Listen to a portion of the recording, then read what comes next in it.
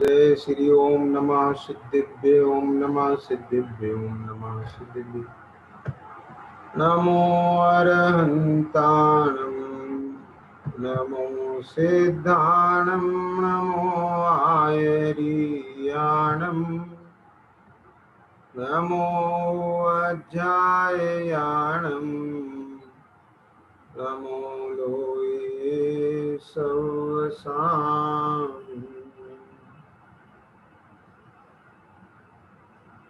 तीन भुवन में सार वीतराग विज्ञानता शिव स्वरूप शिवकार नमो त्रियोग समारिके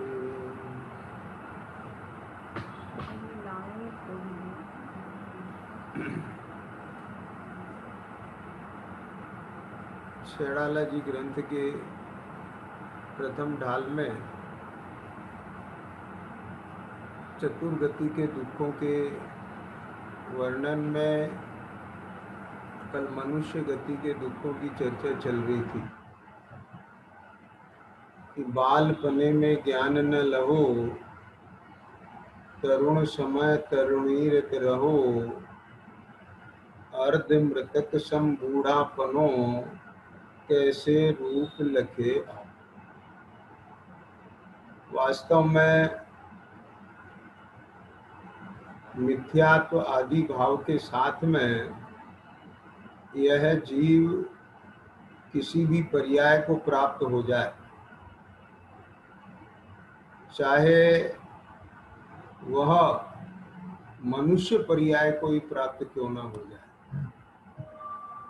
तो भी वह उस अवसर को अपने आत्म कल्याण में तब तक नहीं लगाता जब तक कि उसे सम्यक प्रकार से तत्व ज्ञान की उपलब्धि नहीं हो जाती है। भूल आपको भ्रमतवादी, अपने आप को भूल करके यह आत्मा जब निगोद से निकला तो 5 स्थावर की पर्याय में घूमता हुआ वह त्रस पने को प्राप्त हो गया।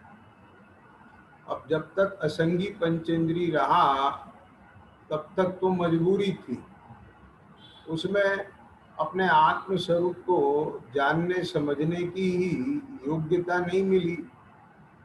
परंतु संगी पंचेंद्री पर्याय प्राप्त करने के बाद भी तिर्यंच गति में गया, नरक गति में गया, तो वहां भी अपने स्वरूप से अपरिचित रह करके कषायों के वश होकर एक जीव ने निरंतर कर्मों का आश्रय बंद ही किया। कदाचित संगी पंचेंद्री मनुष्य भी हुआ तो वहां भी इसने अज्ञानता में पंचेंद्री के विषय भोगों में ही उस मनुष्य आयु को पूरा कर दिया। पहली बात तो यह है कि मनुष्य पर्याय का मिलना उत्तरोत्तर दुर्लभ है, लेकिन मनुष्य पर्याय भी मिल जाए, पहली बात तो ये लोक में निगोदिया जीव बहुत है, स्थावर एकेंद्री जीव बहुत है, त्रस थोड़े हैं, फिर त्रस बहुत है, उसमें संगी पंचेंद्री मनुष्य थोड़े हैं, फिर संगी पंचेंद्री मनुष्य भी बहुत है। लेकिन उसमें ऐसे संगी पंचेंद्री मनुष्य जिन्हें सच्चे देवसाज गुरु का समागम मिला हो वे बहुत थोड़े हैं, और जिन्हें सच्चे देवसाज गुरु का समागम भी मिल गया, निमित्त भी मिल गया, ऐसे जीव भी बहुत है, लेकिन उनके द्वारा प्ररूपित धर्म का सम्यक स्वरूप जिनके ज्ञान में आया हो, जिन्होंने वो निश्चय धर्म को स्वरूप को समझा हो, पहचाना हो, और उसको समझकर पहचान कर अपने आत्म कल्याण का मार्ग प्रशस्त किया हो, ऐसे जीव बहुत कम। ख्याल में आया ना? माने कहने का आशय यह है कि सामान्य रूप से तो यह अपने स्वरूप को भूला हुआ एक चतुर्गति का परिभ्रमण ही कर रहा है। तो ये जीव के एक चतुर्गति के परिभ्रमण की ये यात्रा है, वह निगोध से त्रस्त, तिर्यंच और फिर नरक और मनुष्य गति, ये यहाँ तक की चर्चा छंद क्रमांक 15 के आधार से अपने हो चुकी है। अब आगे 16वें छंद में देखें क्या कहते हैं। कभी अकाम निर्जरा करे, भवन त्रिकम सुर तन धरे, विषय चाह दावानल दहो, मरत विलाप करत दुख सहो।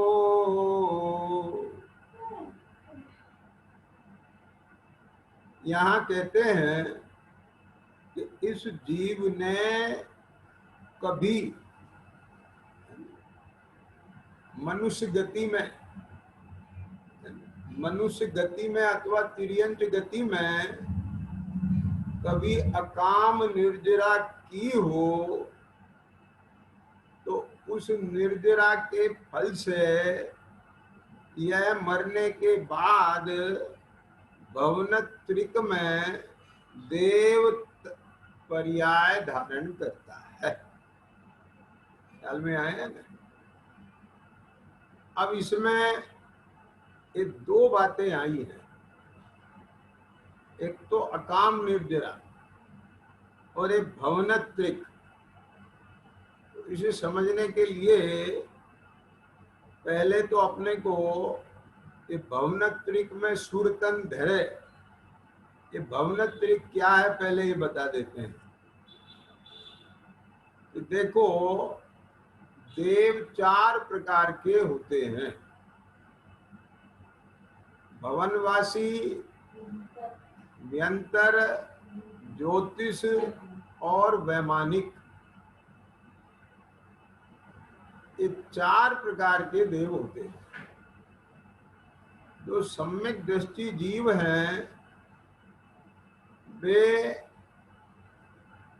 चाहे वो तिर्यंच गति में सम्यक्त को प्राप्त करें अथवा चाहे वो मनुष्य गति में करें, वे भवनत्रिक में जन्म नहीं लेते।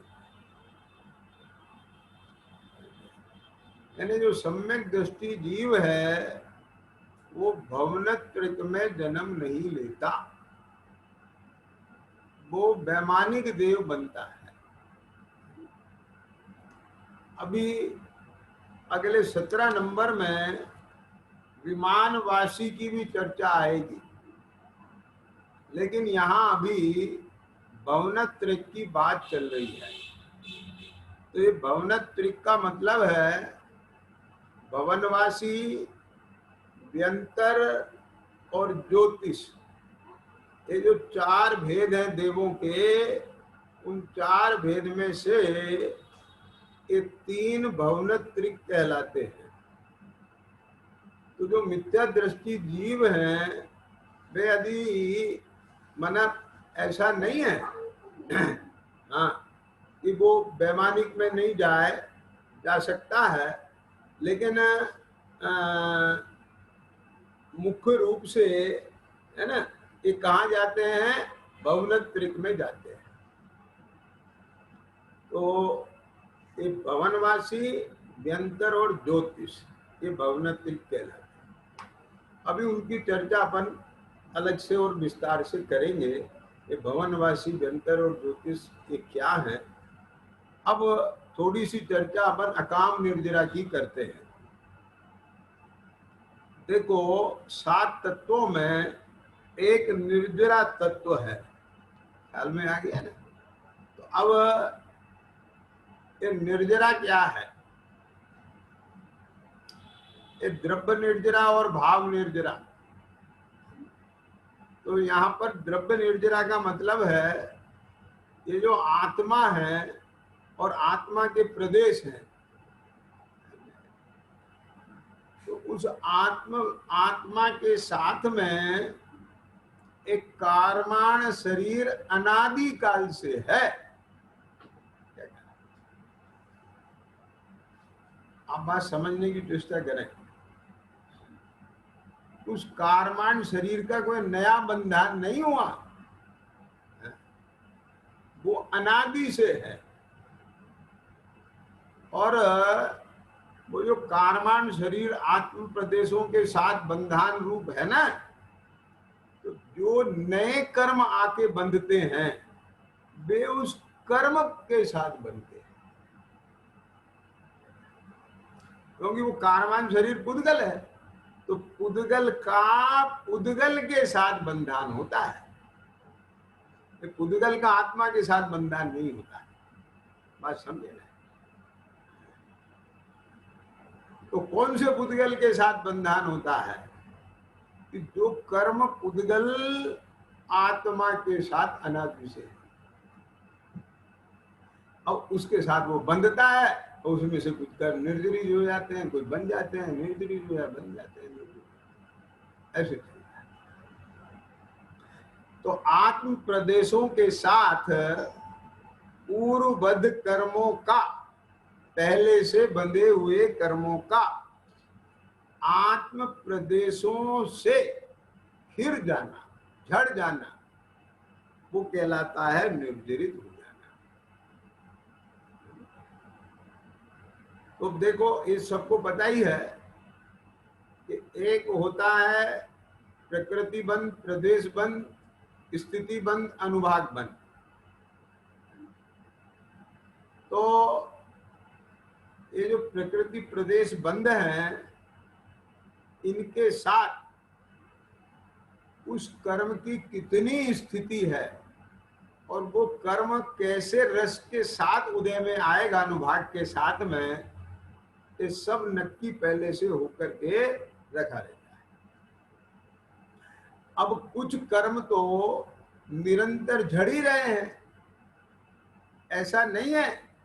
प्रत्येक समय कर्मों की निर्जरा हो रही है। आप समझिए, ये जो आप और हम अभी चर्चा कर रहे हैं ना, ये भी कोई कर्म के उदय से हो रही है।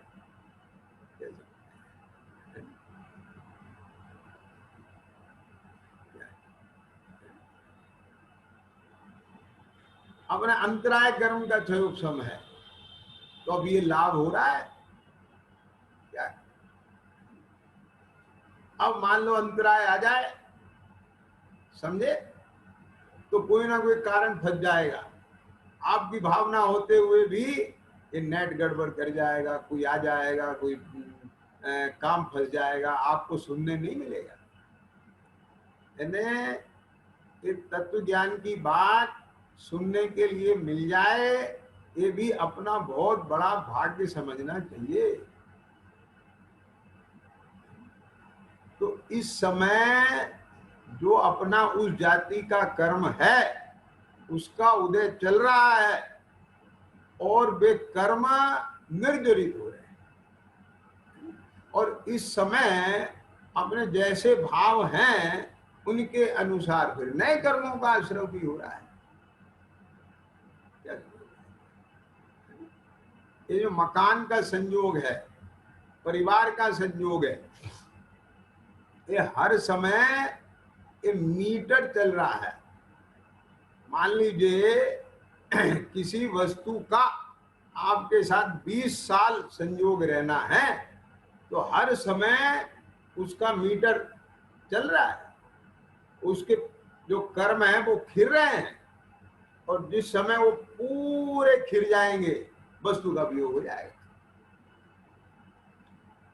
तो मतलब हर समय कर्म खिर रहे हैं, निर्जरा हर समय हो रही है। तो जो हर समय निर्जरा होती है उसे कहते हैं सविपाक निर्जरा। ख्याल में आया? ये दो भेद हो गए, एक सविपाक निर्जरा, एक अविपाक निर्जरा। तो जो कर्म अपने समय पर शुभ अशुभ जैसा भी उसका भाव है, स्वाद है, वो अनुभव करा के और आत्म प्रदेशों से निकल जाते हैं, हट जाते हैं, फिर जाते हैं, है ना, तो वो उसको कहते हैं, झड़ जाते हैं, उसको कहते हैं सविपाक निर्जरा। वो हर जीव को हर समय ऑटोमेटिक हो रही है। तो ज्ञानी अज्ञानी सबको ही हो रही है वो। तो अब उस निर्जरा की कोई कीमत नहीं, समझ लीजिए, मतलब वो तो होगी ऑटोमेटिक, कोई कीमत नहीं है का मतलब, हाँ, जिसे कहते हैं ना कि अपन कर्मों की निर्जरा करके मोक्ष की प्राप्ति कर लें, तो वो जो निर्जरा करना होता है वो होता है अभिपाक। समय से पहले कर्मों की निर्जरा कर देना। अब इसके लिए उदाहरण आता है कि जैसे पेड़ पर, है ना, आम लगे हैं, तो एक आम, ये आम अपने नियत समय पर पक कर स्वयं डाल से गिरकर अलग हो जाएगा। आप समझे क्या? ये आपने नाम सुने होंगे, टपका बोलते हैं ना उसे, वो अपने आप टपकता है। जब समय वो पक जाता है तो अपने आप टपक जाता है। तो वो समझ लो है सविपाक निर्जरा। और एक वो मालिक पाल लगाता है, वो आम पहले तोड़ लेता है और जल्दी से उसे पाल लगा करके कागज में अखबार में लपेट के मसाला लगा के बंद करके उसे फटाफट पका देता है। यानी जो आम 20 दिन में पकता उसे 4 दिन में पका देता है। ख्याल में आ गया ना? तो उसे कहते हैं अविपाक निर्जरा। अभी अकाम निर्जरा कौन सी, अभी चर्चा आएगी इसकी। मेरे सामने सवाल आ रहा है कि अकाम निर्जरा कौन सी है, अभी बताएंगे। तो ये निर्जरा के दो भेद हो गए, एक सविपाक निर्जरा, दूसरी अविपाक निर्जरा।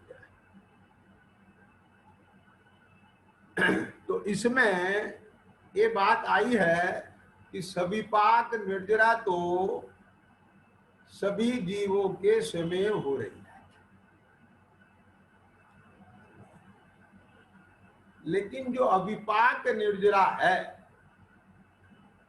यानी जिन कर्मों का विपाक काल अभी नहीं आया, एक कर्म उदय में आते हैं ना, उसका विपाक होता है, तो वो समय नहीं आया अभी, अभी वो उदयावली में नहीं आए। उदयावली में जो कर्म आ गया वो तो निश्चित उदय में आएगा, वो अभी उदयावली में नहीं आए, उदयावली से बाहर है अभी।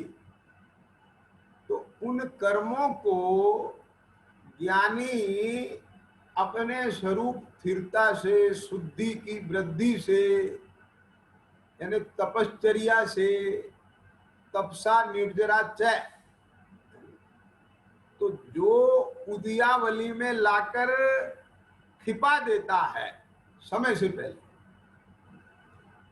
अपने उस शुद्धि के बल से, ध्यानाग्नि से, तो वो कहलाती है अविपाक निर्जरा। तो कीमत कौन सी निर्जरा की है? अविपाक निर्जरा की है। अरे सविपाक में तो वो सब अपने अपने समय पे आके निर्जरित होना ही है। तो अब वो अपने अपने समय पे आगे निर्जरित होते रहेंगे तो बहुत चलता रहेगा वो तो। अब उस बीच नया आश्रम भी होता रहेगा, नहीं उन पुराने कर्मों को समय से पहले ही तप के बल से, स्वरूप स्थिरता से, आत्म ध्यान से, अब वो किसी भी प्रकार से कह लो, सब विवक्षा भेद है ना, वो जो उनको आत्मा से अलग कर देता है जीव अपने पुरुषार्थ के द्वारा, वो कहलाती है अविपाक निर्जरा। ख्याल में आ गया। अब आचार्यों ने आगम में इसके भी दो भेद किए हैं। तो उसमें कुछ तो ऐसे हैं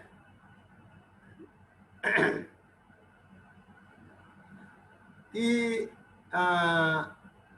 जैसे नरक आदि गति में कर्म का फल, कर्म फल के विपाक से वो जो निर्जरा होती है उसको कहा अबुद्धि पूर्वा या अकसुलानुबंधा। तो इसके भी दो भेद किए हैं आचार्य पूर्वपाद स्वामी ने। इसके हाँ तो अविपाक निर्जरा के कि एक को कहा अबुद्धि पूर्वा या अकुशलानुबंधा और दूसरी को कहा है कुशल मूला। तो ये जो अबुद्धि पूर्वा है ये भी एक प्रकार से सविपाक निर्जरा जैसी है। इसमें कोई अपने पुरुषार्थ पूर्वक जैसे अभी बोला था ना, तो वो कुछ ऐसा नहीं है इसके साथ भी। लेकिन जो तपश्चर्य से, परिचय जैसे आत्म ध्यान पूर्वक जो निर्जरा होती है उसका नाम है कुशल मूला निर्जरा। ये है असली अविपाक निर्जरा। ख्याल में आया ना। अब इसमें जो ये अविपाक निर्जरा है, इस अविपाक निर्जरा के भी दो भेद होते हैं कुशल मूला निर्जरा के भी। एक शुभानुबंधा यानी ऐसी अविपाक निर्जरा जो शुभ कर्मों का बंद कराने वाली है, और एक निरनुबंधा यानी उसमें कर्म का बंध नहीं होता है। जो कुल मिथ्या दृष्टि जीव ऐसे हैं जो शुभ परिणाम है ना, तो अब वो तपश्चर्य से कर्म तो गिरा देते हैं लेकिन शुभ बंद हो जाता है उसमें। और दूसरे जो ज्ञानी की निर्जरा है जिसमें नया अनुबंध नहीं होता, वहां ये निरनुबंधा वो सम्यक दृष्टि को ही होती है।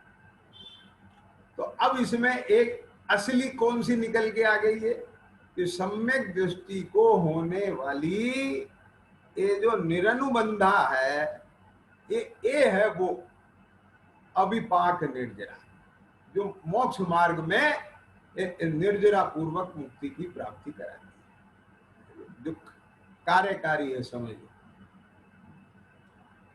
तो इसमें अविपाक निर्जरा, हाँ ये अभी अकाम निर्जरा की चर्चा नहीं की हमने, समझ लेना। तो अब फिर से एक बार दोहरा देता हूं कि निर्जरा में एक सविपाक निर्जरा, एक अविपाक निर्जरा। तो सविपाक निर्जरा तो अपने समय पे उदयावली में कर्म आकर के खिल रहे हैं, वो सविपाक निर्जरा है, ऑटोमेटिक सभी जीवों के हो रही है। ख्याल में आ गया ना। अब दूसरे नंबर पे आती है अविपाक निर्जरा। अब इस अविपाक निर्जरा के आचार्य पूज्य स्वामी ने दो भेद किए, अबुद्धि पूर्वा या अकुशलानुबंधा और दूसरा कुशल मूला। तो ये जो अकुशलानुबंधा है, अबुद्धि पूर्वा, ये नरकादि गतियों में कर्म फल के विपाक से होती है वे भी एक प्रकार से वो सभी पाक निर्जरा जैसी ही है। अब दूसरा जो कुशल मूला निर्जरा है, ये इसके भी दो भेद किए। एक तो जो मिथ्या दृष्टि जीव हैं, अब तपच्चरण आदि से, विशेष तपच्चरण से वो उनके भी जो कुछ कर्म खिल जाते हैं बोले तो, लेकिन वो शुभ बंध के निमित्त बनते हैं, तो इसलिए उसको भी यहाँ पर अलग कर दिया है। एक दूसरी जो निरनुबंधा है तो सम्यक दृष्टि की ही होती है, इसमें नया कर्म का अनुबंध नहीं होता। ऐसी सम्यक दृष्टि की निर्जरा, ख्याल में आ गया, वो अविपाक निर्जरा है।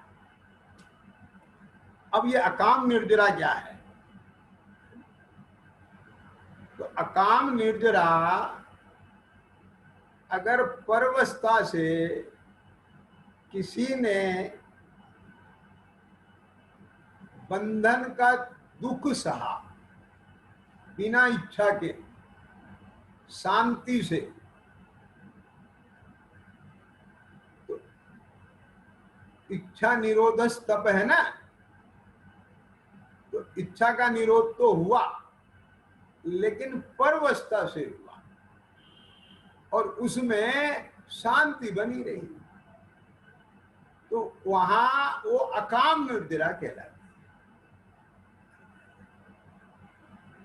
अब ये अकाम निर्जरा क्या है देखो कैसे है। जैसे पशु आदि है ना, वो बंधे हैं, भूख लग रही है, प्यास लग रही है, धूप में बंधे हैं, गर्मी लग रही है, अब इच्छा है पानी पीने की, इच्छा है चारा खाने की, इच्छा है छाया में जाने की, लेकिन बंधे हैं। समझ में आ गया?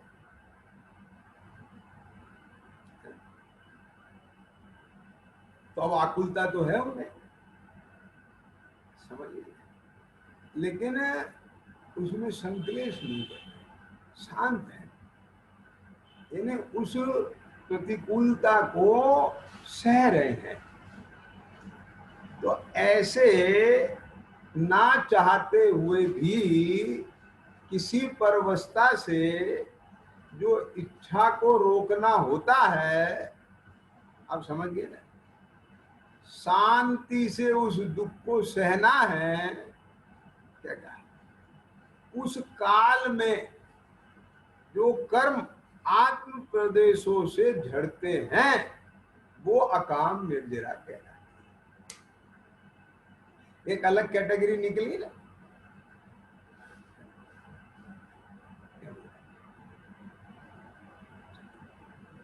क्या कहा,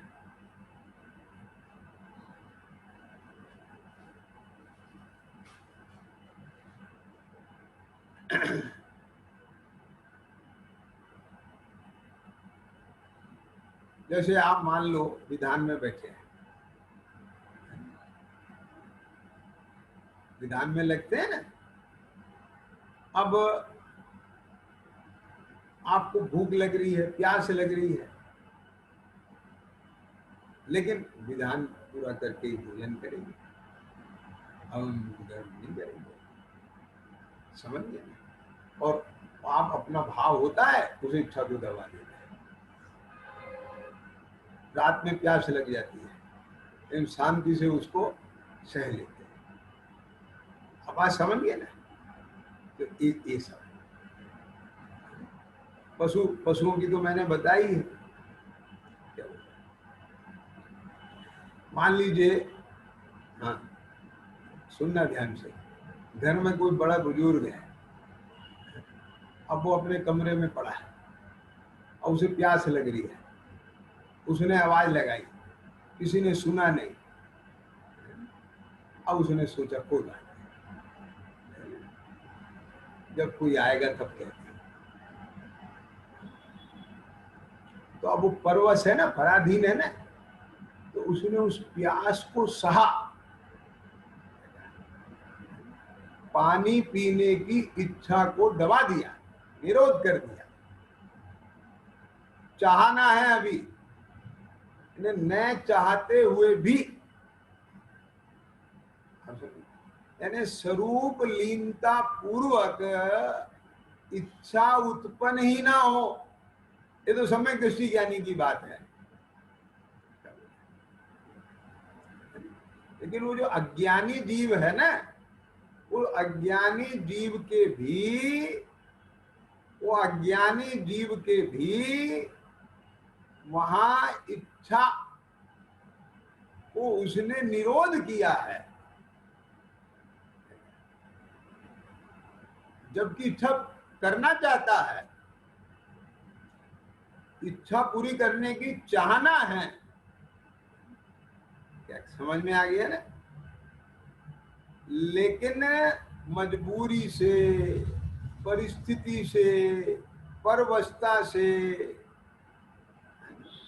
उसने उस इच्छा को रोक रखा है और उसमें आकुलता भड़बड़ाहट नहीं कर रहा है, परिणाम नहीं बिगाड़ रहा है। एक कोई मेरा सुनता ही नहीं है, एक बड़े खराब हैं, ऐसे खोटे भाव नहीं कर रहा है। कोई बात नहीं, दे देंगे जब, कोई बात नहीं, मिल जाएगा, आए नहीं अभी, कुछ काम में लगे होंगे, ऐसे थोड़ा शांति के भाव रहे और शांति से पाए। तो उस काल में उसने क्या किया? अकाम निर्जरा। तो ऐसे मनुष्य पर्याय में भी किसी ने अकाम निर्जरा की हो, अथवा तिर्यंत पर्याय में भी किसी ने अकाम निर्जरा की हो, तो उस अकाम निर्जरा के फल से एक कहा जाता है भवनत्रिक में। बात समझ में? कभी अकाम निर्जरा करे, भवना त्रिक में सुर तन धरे। अब देखो, यहां मैं एक बात कहना चाहता हूं। अब ये जो बताई ना मैंने बात, तो ये बात सुन के ये मुंह में पानी नहीं लाना। हाँ, बोले यार ये तो बहुत अच्छा है, शांति से दुख को सह लो और स्वर्ग में देव बन जाओ। अरे भवनत्रिक की पर्याय अच्छी नहीं है।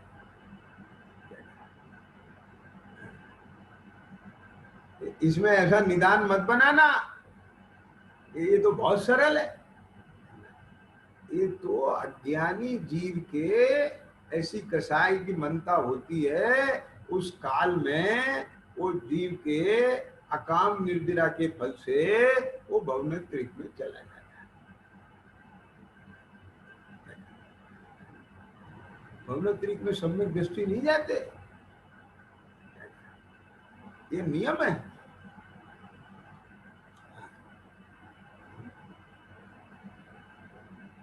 सम्यक दृष्टि नियम से वैमानिक देव, लेकिन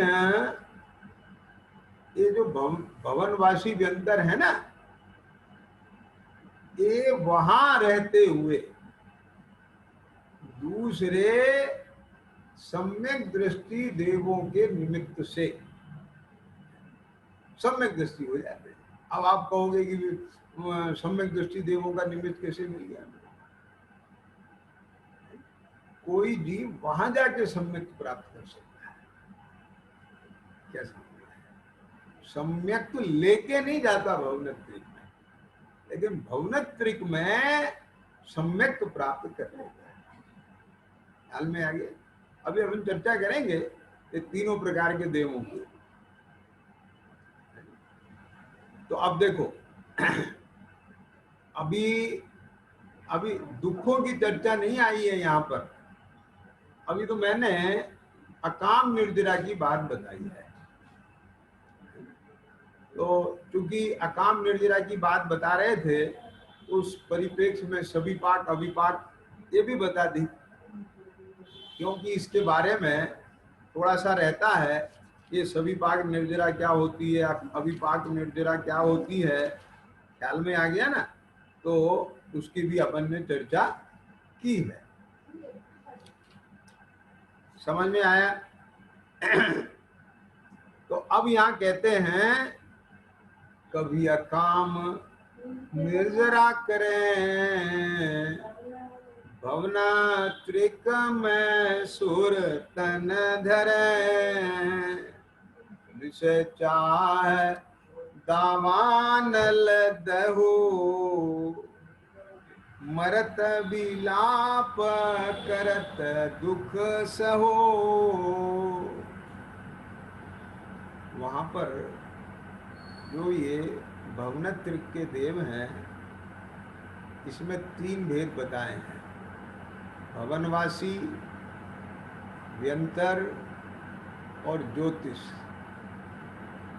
एक देव जो सम्यक दृष्टि नहीं है, वे सब विषयों की चाह की आग में जलते रहते हैं। यद्यपि ध्यान रखना, इन देवों की शक्ति बहुत है, इनके पास भी बहुत वैभव विभूति होती है। हाँ, आप तिल्लोय परिणति, अगर ज्यादा जिज्ञासा है तो तिल्लोय परिणति ग्रंथ में आप देख सकते हैं। थोड़ा थोड़ा मैं विशेष विशेष पॉइंट बताऊंगा, ख्याल में आ गया ना, क्यों विस्तार बहुत है। तो इनमें बहुत शक्ति सामर्थ्य होती है। एक भवनवासी जिसकी आयु देव पर्याय की भी मिनिमम 10,000 बरस है। जैसे पहले नरक की कम से कम आयु कितनी थी? 10,000 बरस। तो ऐसे ही एक देव की भी मिनिमम कितनी है? 10,000 बरस। तो ये जो 10,000 बरस आयु वाला छोटे से छोटा हो गया ना, एक भवनवासी का हो या व्यंतर का हो, ये एक साथ 100 मनुष्यों को मार दे, पोष दे, बचा ले। 150 धनुष प्रमाण लंबे चौड़े क्षेत्र को अपने बाहुओं से बाधा पहुंचा दे, तहस नहस कर दे, उखाड़ के फेंक दे। इतनी समर्थ होती है छोटे से छोटे। जिसकी आयु समझ में एक सागर की है, वो देव जम्बूद्वीप, जम्बूद्वीप कितना बड़ा विस्तार है, थाली जैसा जम्बूद्वीप, सुमेरु पर्वत है जिसमें, आप समझे, उस जम्बूद्वीप को उठाकर समुद्र में फेंक दे, इतनी सामर्थ्य है उसमें। लेकिन ऐसा हो नहीं सकता। हाँ, आपने दशलक्षण पर्वों की विधान में जो सत्य धर्म की पूजा की होगी ना, उसमें एक संभावना सत्य भी पढ़ा होगा। तो संभावना सत्य क्या मतलब है? कि उसमें इतना कार्य करने की क्षमता है, पर वो करता नहीं है। आप ये संभावना सत्य है, वो भी सत्य है। ये उखाड़ फेंक सकता है, सत्य है। अब ऐसे उखाड़ने का नहीं, तो अनादि नहीं मिलती, ये ऐसे नहीं उखड़ेगी। पर उसकी सामर्थ्य बताने के लिए ऐसे कथन। तो क्या बता रहे थे कि यद्यपि ये जो भवनवासी व्यंतर आदि भवनत्रिक के देव हैं, इनमें बहुत सामर्थ्य है और इनका शरीर सप्त धातु से रहित होता है, दिव्य शरीर होता है इनका भी, अणिमादि रिद्धियों के धारी होते हैं। ख्याल में आ गया ना, बड़ी रिद्धियां होती हैं इनके। हाँ, मानसिक आहार होता है, ख्याल में आ गया, निहार नहीं होता है, कंठ से अमृत झड़ जाता है तो पसीना नहीं आता है, पलकें नहीं झपकती हैं। तो ये सब चीजें बहुत है इनकी दिव्यता। बड़े बड़े महल होते हैं, आप समझे। हाँ? और इनके महलों में जिनेंद्र भगवान का भवन होता है, जिसे जिन मंदिर कहते हैं। समझ में आया ना? हाँ, 7,72,00,000 है। क्या समझ में आ गया? ये जो भवनवासी देव हैं इनके 10 भेद हैं। क्या? ये जो भवनवासी देव है ना, इनके 10 भेद हैं। असुर कुमार, नाग कुमार, सुपर्ण कुमार, दीप कुमार, उदधि कुमार, है ना, स्तनित कुमार, विद्युत कुमार, दिक कुमार, अग्नि कुमार, वायु कुमार। ये भवनवासी 10 देव हैं, 10 प्रकार। समझ में आया? अब पहले वालों के 64 लाख, 84 लाख, 72 लाख, है ना, ये पहले 3 भवनवासी। फिर अगले 6 उनके 76 लाख हैं, और जो 10वें हैं उनके 96 लाख हैं। तो इन सबका टोटल करें तो 7,72,00,000। आप अर्घ में भी, पूजा में भी आता है ना 7,72,00,000। तो ये दिन भवन है, ख्याल में आ गया? इतने इनके भवन हैं, और प्रत्येक भवन में जिनेंद्र भगवान के मंदिर हैं, अकृत्रिम रत्नों की प्रतिमाएं। तो बोले साहब क्या वहाँ सभी सम्यक दृष्टि देव यानी सब जिनेंद्र के भक्त होते हैं ना? तो फिर जिनेंद्र के भवन है वहां। सुनो, वहां पर जिनेंद्र भगवान के अरहंत प्रतिमा के भवन है। समझ गए? तो जो सम्यक दृष्टि जीव हैं, देव हैं, वे तो अपने कर्म के क्षय के लिए, ख्याल में आया, वीतराग भाव की पुष्टि के लिए स्वरूप से उनकी पूजा करते हैं। उनके स्वरूप को पहचान कर श्रद्धा पूर्वक उनकी पूजा करते हैं। और बाकी के जो मिथ्या दृष्टि भवनवासी देव हैं, वे अब उन्हें श्रद्धा तो है नहीं, सम्यक दर्शन तो है नहीं, तो वे उन्हें कुल देवता मान के पूजा करते हैं। अभी भी यहाँ भारत में कई प्रदेश ऐसे हैं जहां प्रतिमा है अरहंत की,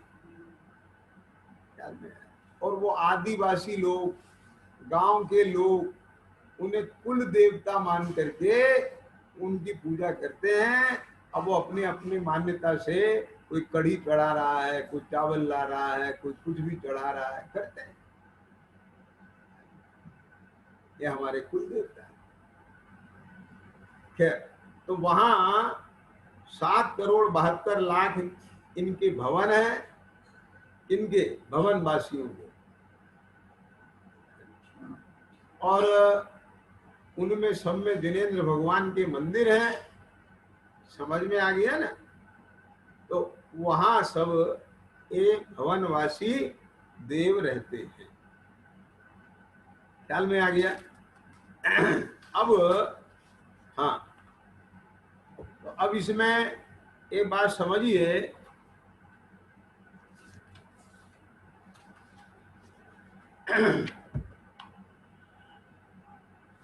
दूसरा भेद आता है व्यंतर का।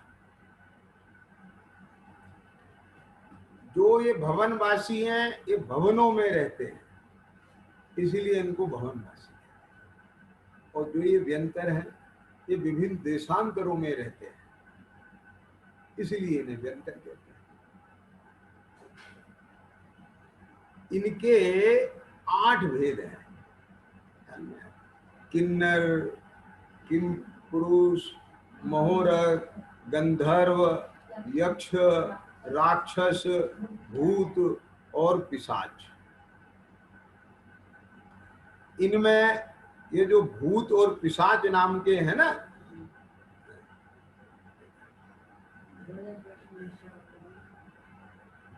ये ऐसे हैं, ये किसी भी मृतक के शरीर में या किसी भी मनुष्य के शरीर में प्रवेश कर देते हैं और फिर वो उसमें कोतूहल करते हैं।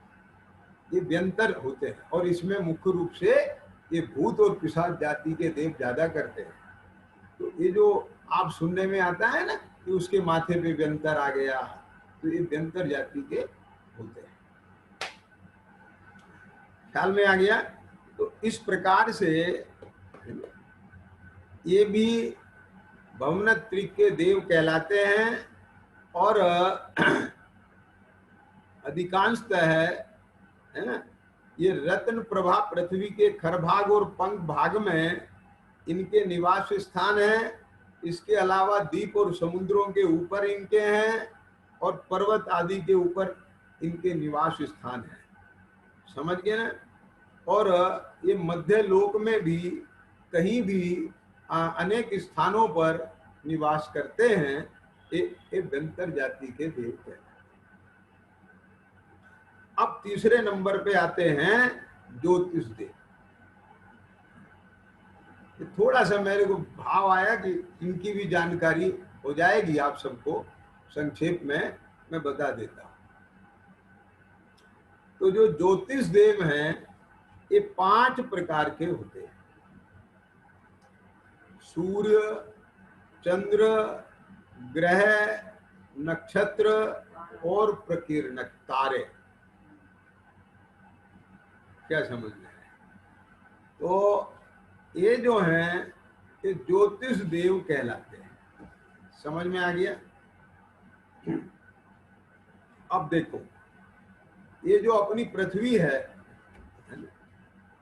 इस चित्रा मध्य लोक की चित्रा पृथ्वी से 790 योजन ऊपर जाकर ज्योतिष लोक प्रारंभ होता है। उससे ऊपर 110 योजन तक आकाश में स्थित है ये ज्योतिष लोक। तो चित्रा पृथ्वी से 790 योजन ऊपर एक राजू लंबा, एक राजू चौड़ा और 110 योजन मोटा आकाश क्षेत्र ज्योतिष देवों के रहने का स्थान है। इसी में इनका संचार होता है। अब इसमें ये क्या है, 2.5 द्वीप के अंदर मनुष्य लोक में ये निरंतर गतिशील रहते हैं, गमन करते रहते हैं और मेरु की प्रदक्षिणा देते रहते हैं। मनुष्य लोक से बाहर है। अब इनमें पृथ्वी से 790 योजन ऊपर तारे हैं। फिर उसके 10 योजन ऊपर यानी पृथ्वी से 800 योजन ऊपर सूर्य के विमान है। फिर 80 योजन ऊपर चंद्रमा के विमान है। तो यानी कितना हो गया? 880। पृथ्वी से 880 योजन ऊपर चंद्रमा के विमान है। और उसके 4 योजन ऊपर नक्षत्रों के विमान है। फिर उसके 4 योजन ऊपर बुध के विमान है। उसके 3 योजन ऊपर शुक्र, ये ग्रह हो गए, ख्याल में आया ना, शुक्र के विमान है। उसके 3 योजन ऊपर बृहस्पति के विमान है। तो ये ग्रह हो गए, ख्याल में आया? बुध, शुक्र, बृहस्पति एक ग्रह, इनके विमान है। और शेष ग्रह जो हैं वे सब उसी के अंदर आ जाते हैं। तो इस तरह से 888 और 900 योजन के अंदर ये सब चीजें हैं। ख्याल में आया? अपना ये जो जम्बू द्वीप है, इस जम्बू द्वीप में 2 चांद हैं, 2 सूर्य हैं और 176 ग्रह हैं, 56 नक्षत्र हैं और कितने हाँ 1,33,950 कोड़ा कोड़ी तारे हैं। ये इस प्रकार की संख्या आती है। लवण समुद्र में इनकी संख्या दुगनी है। धात्विक खंड में 12 चांद हैं, 12 सूर्य हैं। माने वो सब पूरा इसका वर्णन है, वो आप जो है देख सकते हैं। ख्याल में आ गया? हाँ, इनकी संख्या बढ़ती चली जाती है। ये इस प्रकार से आप आगम से इसका विशेष जो है देख सकते हैं। ख्याल में आ गया? इसमें जो ये ज्योतिष लोक है, इसमें चांद जो है वो इंद्र है और सूर्य पतिंद्र कहलाता है। अब ध्यान से सुनिए, अपन ने अपने ये 3 प्रकार के मतलब ये चर्चा की है, समझ गए ना? तो भवनात्रिक में सूर्यतन धरे, तो 3 प्रकार के देव हो गए। ये कौन कौन से? भवनवासी, व्यंतर और ज्योतिष। तो कोई जीव अकाम निर्जरा करके, ख्याल में आ गया? उस अकाम निर्जरा माने ऐसे भाव हुए कि बिना इच्छा के भी, न चाहते हुए उसने अपनी इच्छा को सहन किया, ना चाहते हुए, परवस्था से। कोई भी परिस्थिति ऐसी बन गई है ना, तो उस समय जो उसके शांत भाव रहे, भले अज्ञानता में रहे, तो उसके फल में उस जीव ने ये भवनत्रिक में जाने का बंधन किया। तो कभी अकाम निर्जरा करें, भवनत्रिक में सुर तन धरे। आप समझे? लेकिन अभी जैसे अपन ने पढ़ा है, तो उसमें भी बहुत भेद प्रभेद हैं, छोटे बड़े के भेद हैं, अज्ञानी मिथ्या दृष्टि है ही क्या? तो इनमें भी विषयों की चाह है, तो विषयों की चाह है इच्छा भोगने की, तो उसकी आग में जलते हैं। अब ध्यान से सुनना जरा, क्योंकि इसका मुझे थोड़ा भाव भाषण कराना है, अनुमान कराना है, ये बहुत जरूरी है।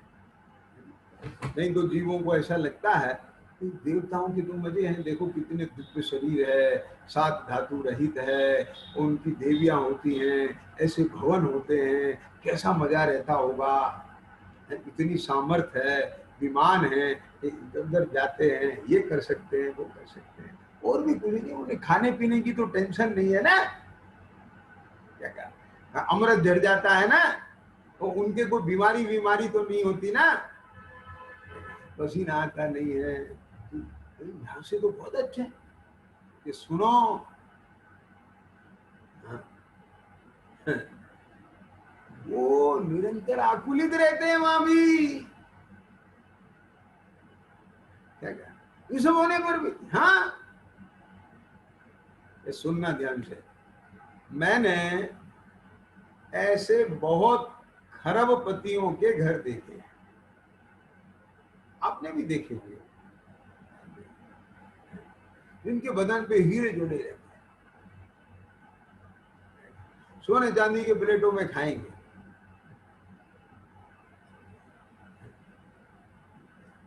उनको ज्यादा खाने पीने की नहीं है लालसा।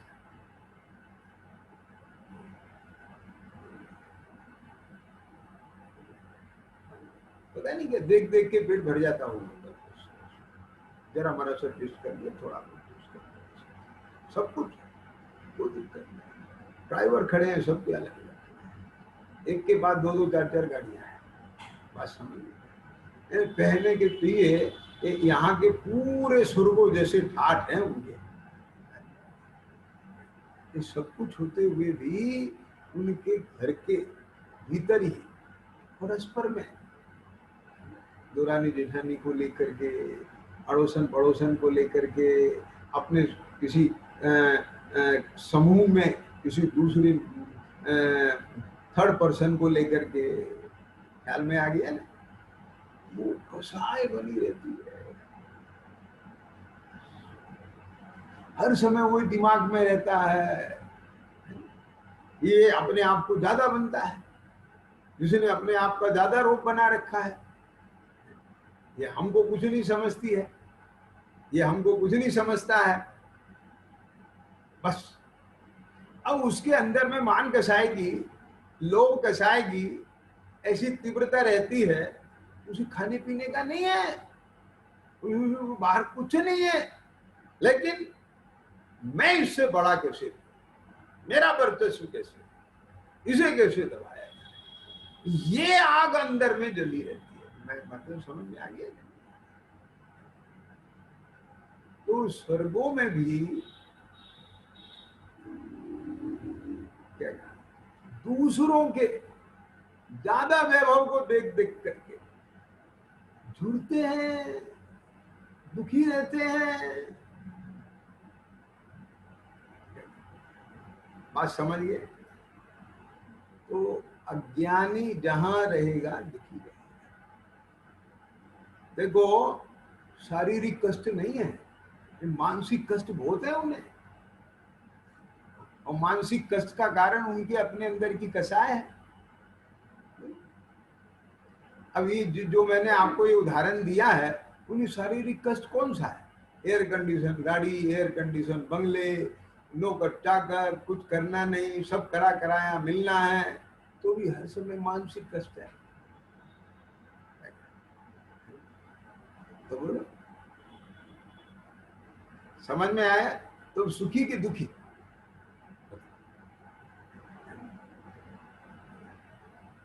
तो इस बात से ये नक्की हो गया कि बाह्य में भवनत्रिक के देवों के बहुत वैभव विभूति होने पर भी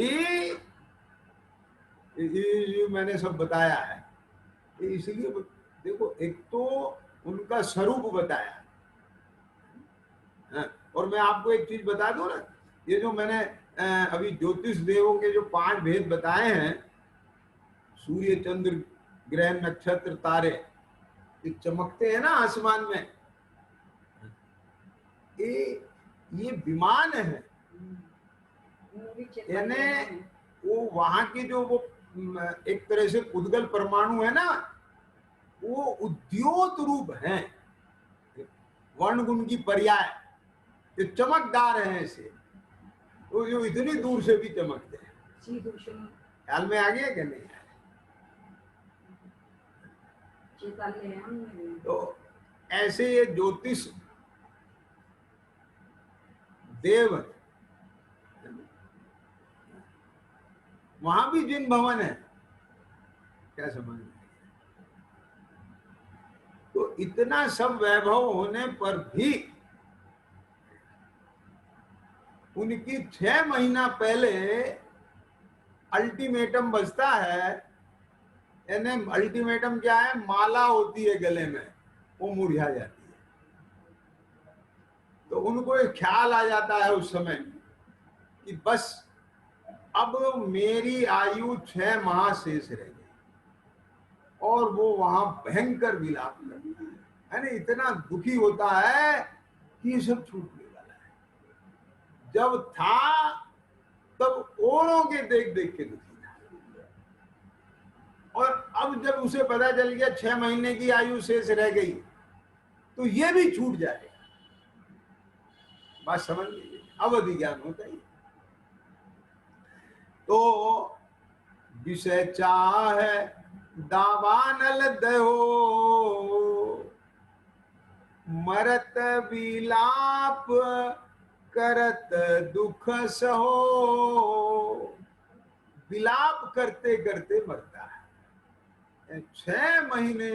ओहो, आप समझिए कैसे बीतते हैं उसके। अब आप अनुमान लगा, उसे पता चल जाए अब 6 महीने बाद मुझे ये सारा वैभव छोड़ करके ये नीचे जाना है, और वहां कुछ नहीं मिलेगा, वो विलाप करते करते मरता है। मरत विलाप करत दुख सहो। तो जीवन भर भी वो मानसिक दुखी रहा, और मरते समय में भी दुखी रहा। तो इस प्रकार से ये देवगति में भवनत्रय के दुख की चर्चा अपन ने 16 नंबर के छंद के आधार से की है। अब जो इसके बाद में 17 नंबर का छंद है उसमें विमानवासी देवों की चर्चा की जाएगी। तो विमानवासी देवों में भी किस प्रकार की व्यवस्था है और वहां पर भी जीव कैसे, कौन जीव दुखी होता है और कैसे उसका स्वरूप है, उसकी चर्चा अपन कर लेंगे। सहजानंदी शुद्ध स्वरूप आत्म स्वरूप सहजानंदी शुद्ध स्वरूप अविनाशी